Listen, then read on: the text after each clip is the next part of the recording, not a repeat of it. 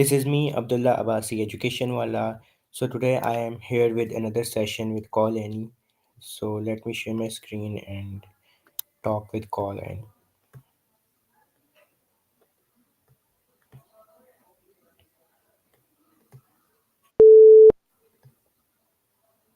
Hello Annie, how are you? I'm good, just got back from a yoga class. How about you? Ready for our live chat?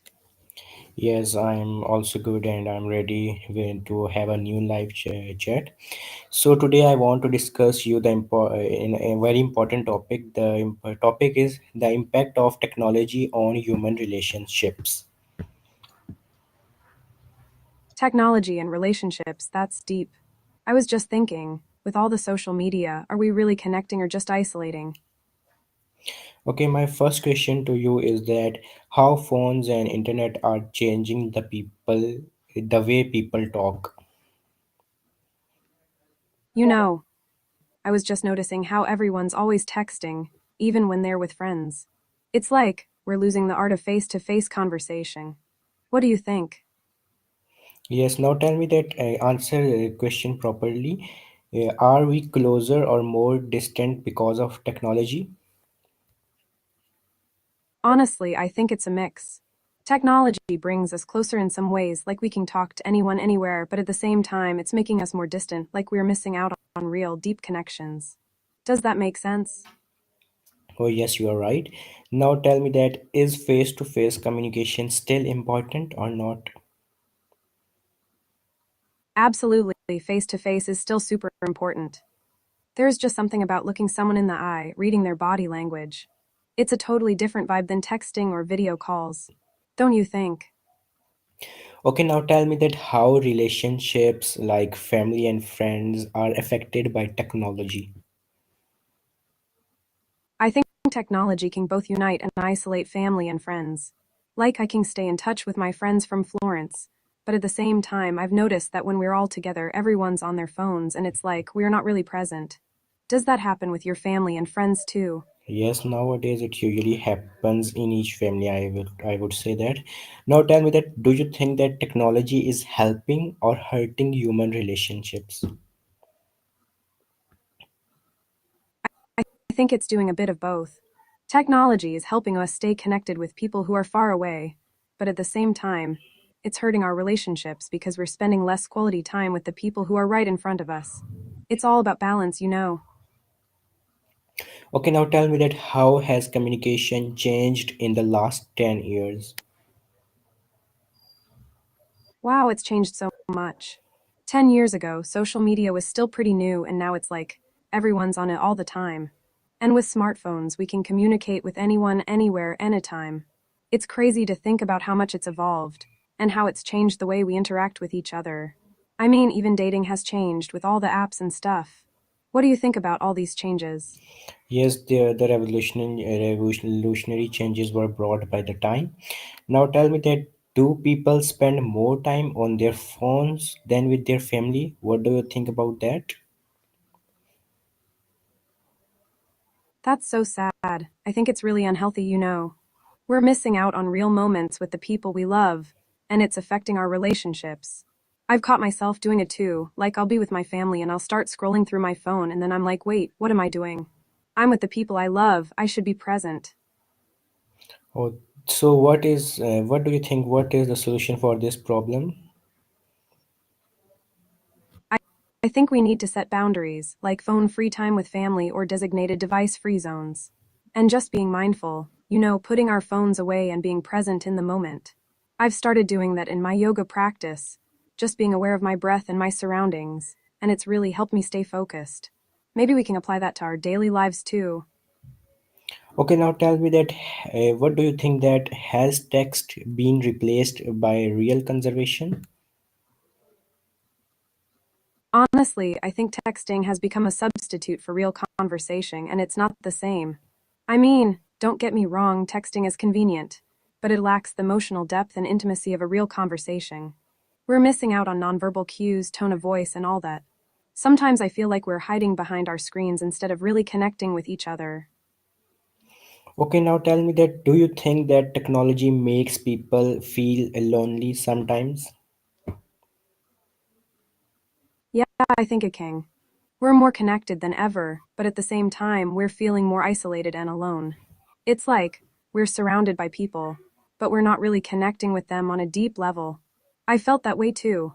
Like I'll be scrolling through social media and everyone seems to be having so much fun, and I'm just sitting there feeling lonely. It's a weird feeling, you know. Okay, that was very good answer. Now tell me that do you think that technology makes people happy sometime?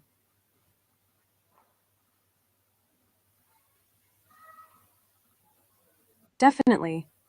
I think technology can bring people a lot of joy. Like, I love watching videos of my favorite dance performances or connecting with friends who live far away. And you know, playing video games can be a great way to unwind and have fun. But I think it's all about balance, you know. Too much technology can be overwhelming, but in moderation, it can definitely bring happiness. Like, I was just watching a romantic comedy the other night, and it totally lifted my mood. Okay, now tell me that it is better to meet people online or face to face. What do you think about that? I think face to face is always better. There's just something about meeting someone in person. You can read their body language, hear their tone of voice. It's a totally different experience than meeting someone online. Plus, you can't replicate the energy of a face to face conversation, it's just more authentic. Don't get me wrong, online can be a great way to meet new people, but if I had to choose, I'd say face to face all the way. Okay, now tell me that how social media has changed the meaning of friendship.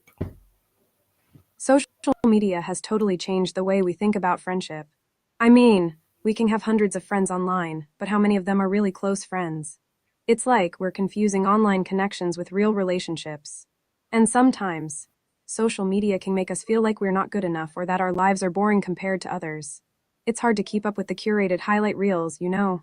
Real friendship is about depth, not just likes and comments. Okay, now tell me that have you ever felt ignored because someone was using phones and not giving time to you?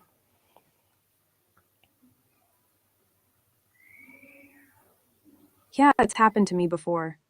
I was trying to have a conversation with a friend, and they were just scrolling through their phone, not even looking up at me. It felt like I was invisible, you know. It was like, hey, I'm right here, can you please put your phone away and talk to me? It's frustrating, because it feels like they're not valuing our time together. I've also been guilty of doing it to others, but now I try to be more mindful of it.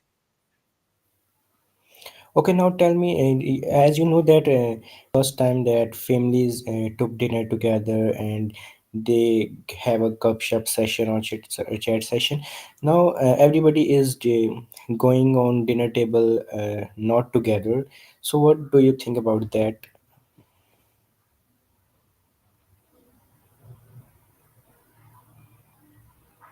It's so sad. I think it's really unhealthy for families to be eating dinner together, but not actually being together because everyone's on their phones. It's like, what's the point of even sitting at the same table if you're not going to talk to each other? I remember when I was growing up, my family would always have dinner together and we'd talk about our day. It was a special time. Now, it seems like that's becoming a thing of the past, and it's really unfortunate. We need to bring back those meaningful conversations and connections over dinner. Okay, now tell me that can people build deep relationships through video calls or chats instead of physical meetup? I think it's harder to build deep relationships through video calls or chats alone. I mean, don't get me wrong, it's better than nothing, and it's great for staying in touch with people who are far away. But there's just something about being in the same physical space as someone that can't be replicated online. You can't read body language, or pick up on subtle cues, or just feel the energy of being together in person. I've had friends who I've only met online, and it's great. But when we finally meet in person, it's like a whole new level of connection. Can you build deep relationships online? Maybe, but I think it's way harder. Yes, it's very harder. You are right. Now tell me that do you think people are forgetting how to talk face to face, or they feel like low confidence while having face to face and full of energy in during online or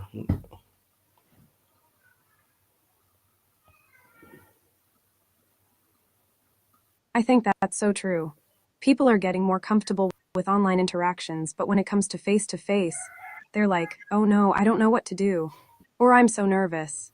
And yes, some people do feel more confident online, where they can hide behind a screen and edit their thoughts before sharing. But face to face, it's like you have to be present and authentic, and that can be intimidating.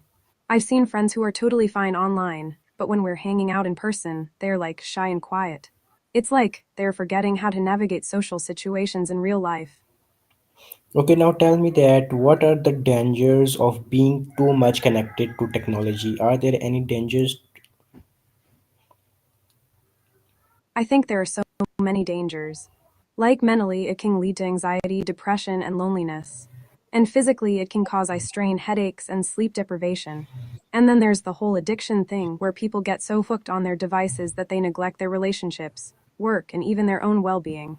And let's not forget about the impact on our attention span, memory, and cognitive skills. It's like our brains are being rewired to be constantly distracted and unable to focus. And I've even heard about the risks of cyberbullying, online harassment, and social comparison, which can be really damaging to our self esteem and mental health. So, yeah, there are definitely dangers to being too connected to technology. Okay, now tell me that how can we balance technology and our real world or real life relationships? I think it's all about setting boundaries and being intentional with our tech use. Like we can set aside device free times and days and make sure to schedule quality time with loved ones. And, it's also about being present in the moment, whether we're with others or just enjoying nature. I've started doing this thing where I put my phone on silent mode and leave it in another room when I'm with friends or family, so I can just focus on the people I'm with. And I also try to prioritize face to face interactions, like meeting up with friends for coffee or going for a walk with my family. It's all about finding that balance and making sure tech isn't controlling our lives, but rather, it's a tool that enhances our relationships and experiences. Okay, what do you think that life would be worse without mobile phones or it would be better without smartphones? I think life would be simpler. Without smartphones, we'd have to be more present in the moment and we'd have to interact with people face to face more often. We'd have to use maps to navigate, and we'd have to remember phone numbers and appointments. It would be a bit more challenging, but I think it would also be kind of liberating. We'd have to be more mindful and intentional with our time, and we'd have to find other ways to entertain ourselves, like reading or talking to people. I think it would be a nice change of pace. But at the same time, I do think smartphones have made our lives easier in many ways, like being able to stay in touch with loved ones who are far away or having access to information at our fingertips. So it's a trade off, I guess. Okay, Annie, I think that technology has destroyed peace. Don't you think so of that?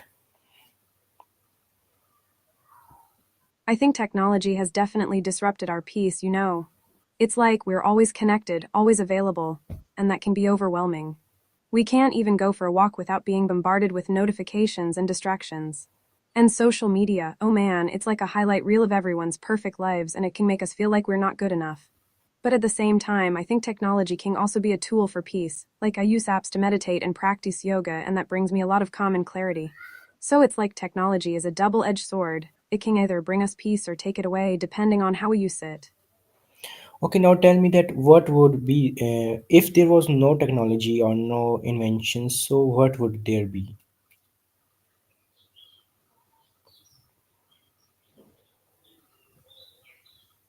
If there was no technology or no inventions, I think life would be very different. We'd have to rely on nature and our own two hands to get things done. We'd have to grow our own food, collect our own water, and build our own shelters.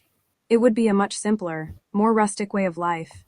We'd have to use candles or fires for light, and we'd have to travel by foot or by horse. It would be a slower pace of life, but maybe a more peaceful one. We'd have to rely on each other more and on our communities to survive. It would be a really interesting way to live, but also really challenging. I think we'd have to be more resourceful and more patient, and we'd have to appreciate the little things in life. It's hard to imagine, but it's fun to think about. Okay, now tell me that don't you think that technology restricts us to enjoy nature or walk in nature. We are always busy in some things like technology, or we are inventing or discovering something, or we are doing scrolling our phones or whatever.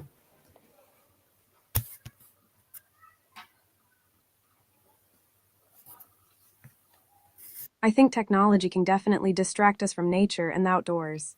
We get so caught up in our screens and our devices that we forget to appreciate the beauty of the world around us. I mean, think about it. When was the last time you went for a walk without your phone? Or spend a whole day outside without checking your emails or social media? It's hard to disconnect, you know. And it's not just about the time we spend outdoors, it's also about the way we experience nature. We're always trying to capture the perfect photo or video instead of just being present in the moment. I love hiking and spending time in nature, and when I do, I try to leave my phone behind and just be. It's amazing how much more you can appreciate the little things when you're not distracted by technology. Okay, what do you think that how much advanced will technology be after 10 years? I think technology is going to be insane in 10 years. Like, we'll have AI that's even more advanced and robots that can do almost everything for us. Virtual reality will be indistinguishable from reality, and we'll have augmented reality contact lenses that can display information and images right in front of our eyes. And, who knows, maybe we'll even have self driving cars and hyperloops that can take us anywhere in the world in no time. It's going to be a wild ride, and I'm both excited and a little scared to see what the future holds.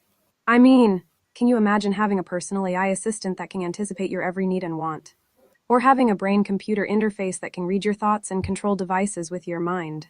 It's like, the possibilities are endless, and it's going to be so cool to see what happens. Okay, now tell me that today the technology is very advanced than ever. Can you justify this statement? I think I can. Like, think about it.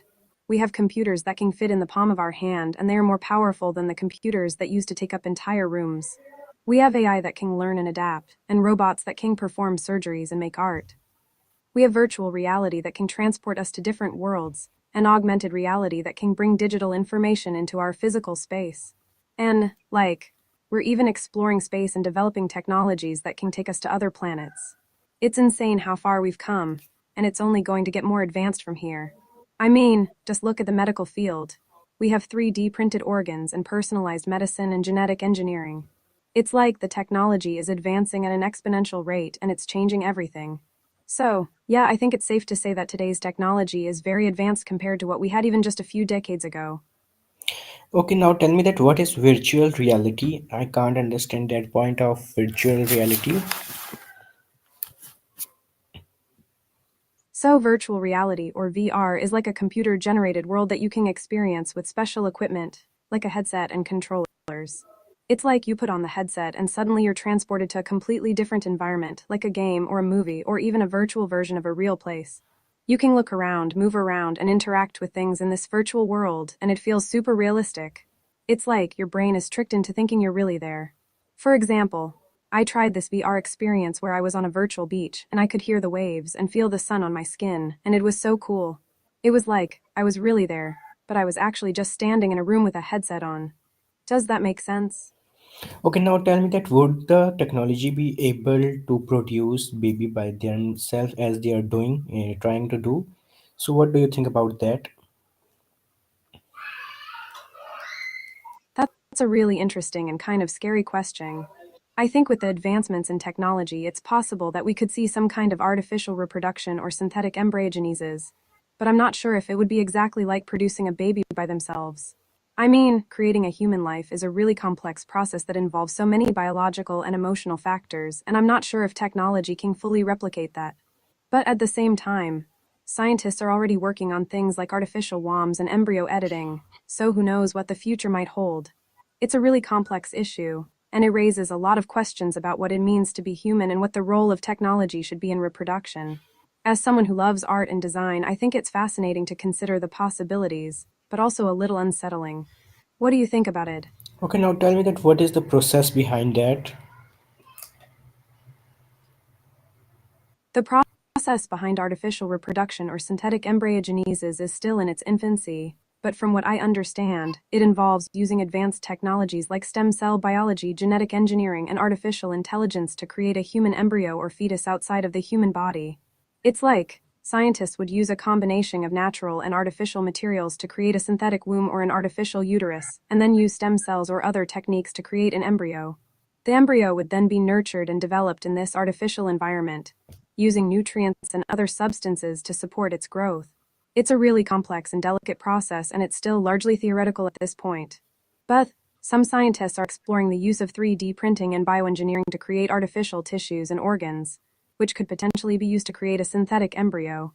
It's all still very experimental and raises a lot of ethical and moral questions, but it's definitely an interesting area of research. It was very scary. Now tell me that how technology is helping us in medical field.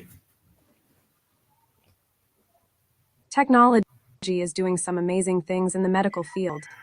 Like, have you heard about robotic surgeries? They are using robots to perform surgeries that are way more precise and minimally invasive than traditional surgeries. And with 3D printing, they can create custom implants and prosthetics that are tailored to each individual patient. It's incredible. And with AI, they're developing systems that can diagnose diseases way earlier and more accurately than human doctors. Like, they are using machine learning algorithms to analyze medical images and detect things like cancer and diabetes. It's amazing.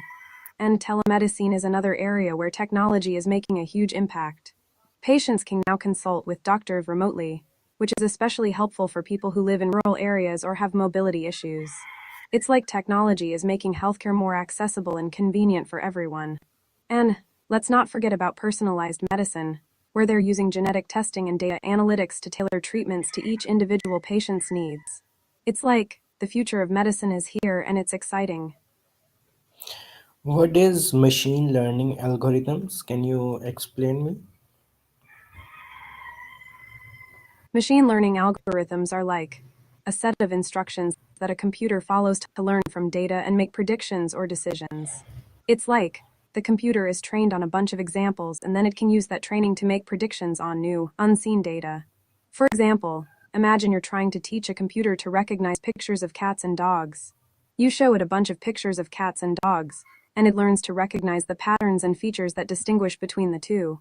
Then, when you show it a new picture, it can use that learning to say, oh, this is a How cat or how this it is is a dog. possible for It's how it is possible for AI machine to learn or train?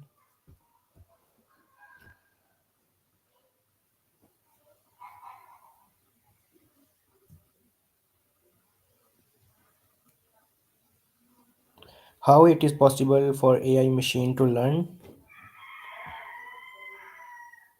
So AI machines learn through a process called deep learning, which is a type of machine learning. It's like the machine is fed a huge amount of data, and then it uses complex algorithms to analyze that data and find patterns. The machine is designed to recognize patterns and relationships in the data, and then it uses that information to make predictions or decisions. It's like the machine is trying to figure out the rules of the game, and then it can play the game on its own.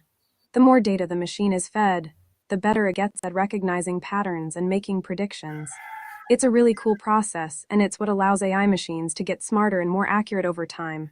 For example, when I'm playing video games, I notice that the AI opponents get harder to beat as I progress through the game. That's because the AI is learning from my moves and adapting its strategy to beat me. It's like the AI is learning from experience, just like I am. Are there any disease that are being spread by technology, like eyesight issue?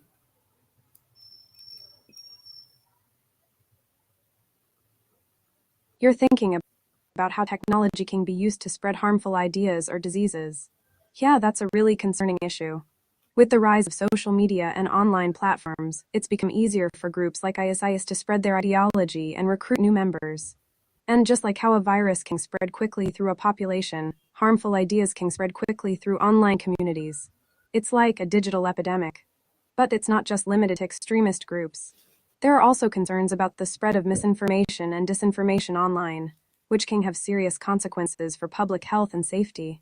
For example, anti-vaxxer movements have been known to spread false information about vaccines, which can lead to outbreaks of preventable diseases. It's a really complex issue, and it requires a multifaceted approach to address it. We need to be aware of the potential risks and take steps to protect ourselves and our online communities. Don't you think that technology has make us night owls? Totally, I mean, think about it. We're always connected to our devices, and there's always something to check or scroll through. It's like our brains are wired to be constantly stimulated, and that can make it hard to wind down at night.